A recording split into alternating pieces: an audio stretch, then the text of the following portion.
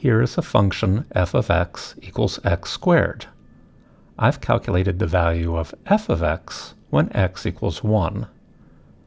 I'd like to tabulate different values of x and the corresponding values of f of x. To do so, I'll make a table. I'll tap the Table tool.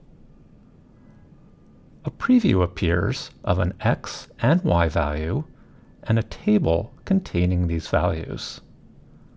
The x value is glowing, indicating that it needs to be placed or matched.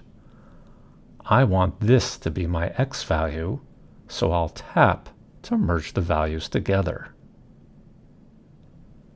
Now the y value is glowing. I want f of x to be my y value, so I'll tap to merge the values together. My tool is complete. I have a table displaying a single x value and its corresponding f of x value.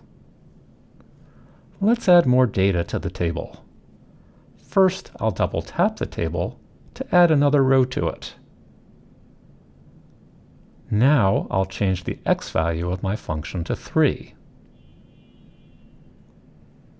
I see that the new f of x value is 9. To add these values to my table, I'll double tap the table. I now have 2 rows of x and f of x values and can continue in this manner to add more rows to the table.